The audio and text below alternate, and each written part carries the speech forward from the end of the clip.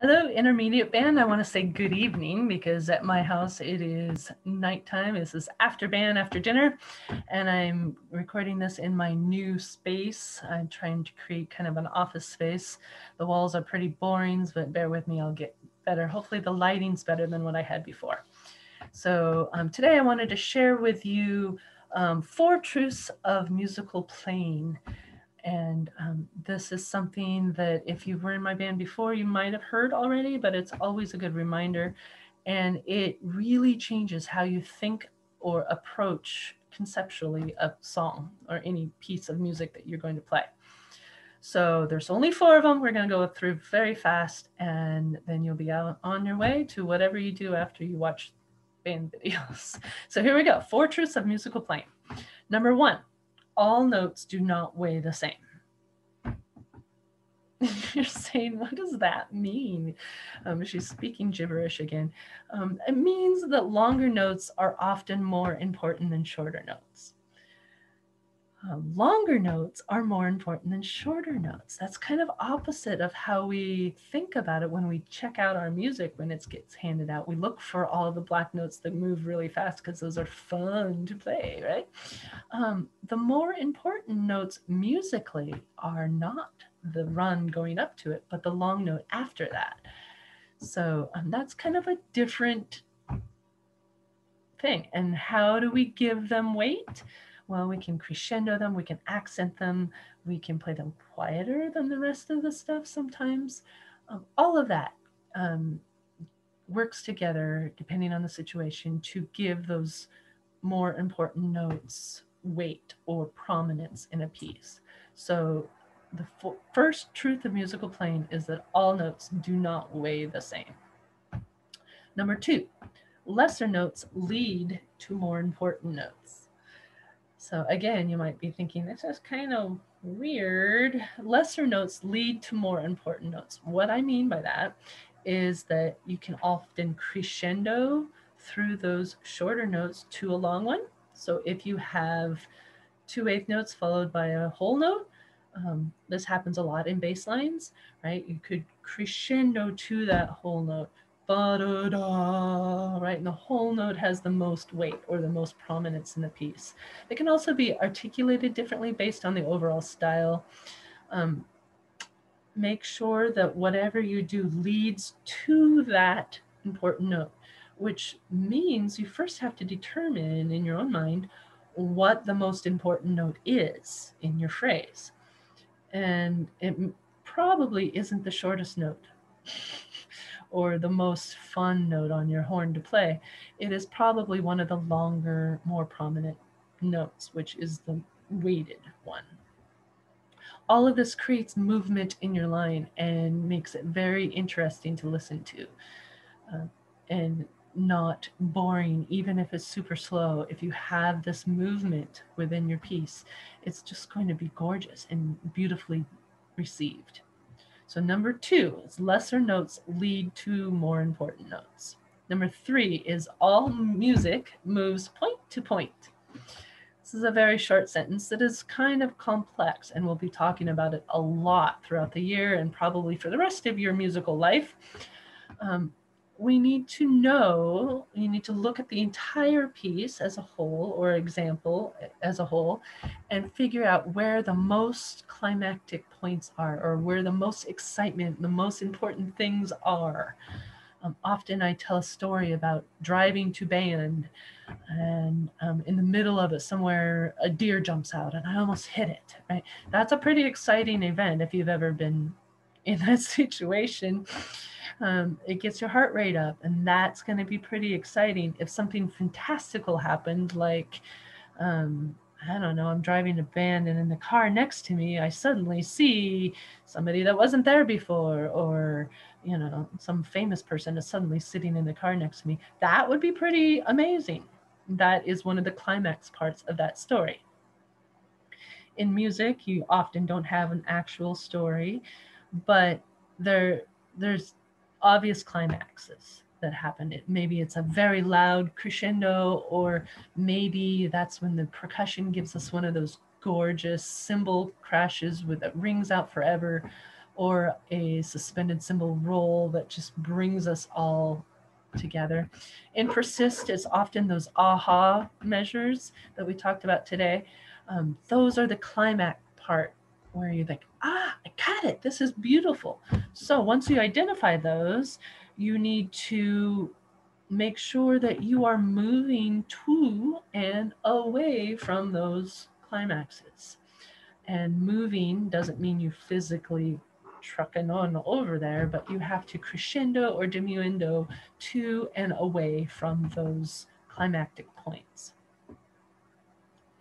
Um, Sometimes it's just an attitude shift and not an actual dynamic change. Whatever it is, you need to decide how you're going to create that movement to get to that climax point and then drive away from it afterwards.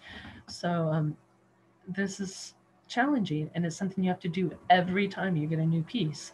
And hopefully your director, me or whoever you get as a director, will help you out and say, hey, this part right here is pretty important. We need to figure out how we're going to arrive at this point. I think you've probably all played something where all of us, it's pretty quiet maybe, and you're kind of just chilling out. And then all of a sudden there's a forte out there. If you just automatically jump to forte, it's going to sound really disjointed and not like you arrived. You just kind of got there. And so that usually comes from not plotting out ahead of time what you're going to do on each one of those other phrases that lead to that. So all notes do not weigh the same. Lesser notes lead to more important ones. All music moves point to point. Number 4, the contour of the line determine the dynamics, plural, of that line. The composer of the piece will give you a starting dynamic, but it leaves it up to you to provide the shape between the marks. So in general, if you have a piece of music written that actually looks like this on the staff, right? It kind of, the notes go up and then they curve back down again. That means that in general, you are going to crescendo as the notes rise and diminuendo as they go down. We've done a lot of this in our warm-ups already. I feel like you kind of have a handle on how to do that already. And you probably, truthfully, do this kind of innately because you've heard it your whole life, hopefully, by other good musicians that came before you. But it's time to do it purposefully and methodically and really make it a conscious effort of what you do. This, again, provides that momentum to lead toward and away from our climax points and from our more important notes. And it's just a simple way to sound very musical. Keep in mind that you have a huge dynamic range. So you have pianissimo, then piano, then mezzo piano, then mezzo forte, then forte, and then fortissimo. And sometimes you'll have fortissimo when they really mean it, right?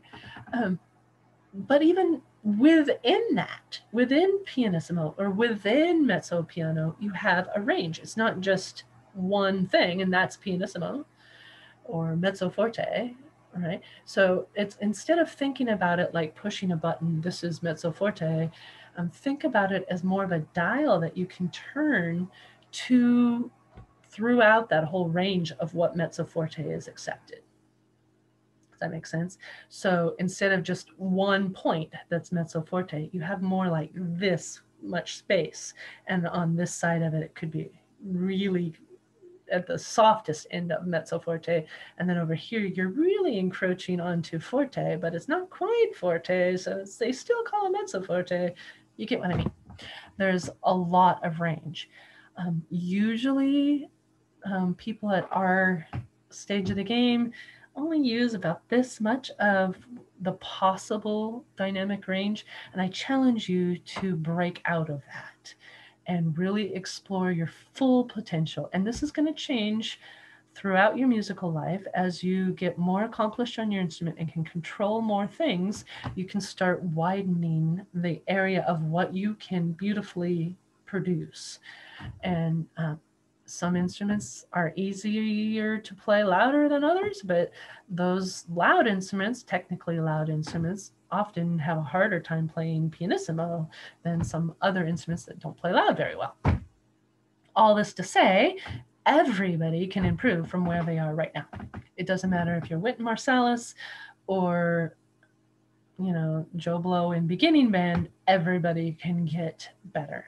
And I challenge you to not neglect this part of your playing, because it's going to be the single most thing that sets you apart from a beginning player, is increasing your dynamic range. So let's review really quickly. 1, all notes do not weigh the same. So in general, longer notes weigh more or are more important than the short notes. Lesser notes lead to more important notes, often with a crescendo, but sometimes through articulation or other means of getting you to provide movement to that longer note. All music moves point to point, or I also like to say all music is either going to or coming from some climactic event. So this is really important. And with a song like Persist, it's a little bit of a challenge because we have this rondo form where we keep coming back to it. Often the climaxes are those aha moments that we talked about in class. So this will be kind of a challenge to apply this rule in kind of a new setting. So I'm excited about exploring that with you.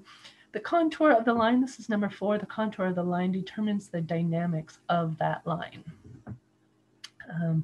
And keep in mind that there's often more dynamic contrast than what you are giving. So challenge yourself to really use all of what you can produce and actively work on producing more. So widen out those ranges as much as you can. That is it. I took this lesson from an excellent workshop provided by a man named David Holsinger, who is just an outstanding teacher and musician and composer.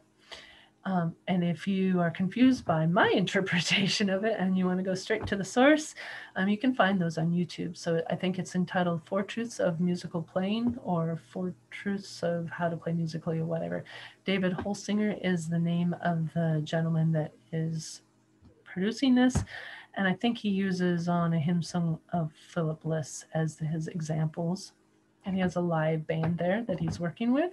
So it is well worth your time. It is not required watching, but it is worth it if you're interested in applying this more or deeper than what I've given you today. I also give you a PDF so you can see how to spell his name, and just refer back to that later. Okay, so until then, practice those long tones, and I will see you on Thursday. Bye-bye.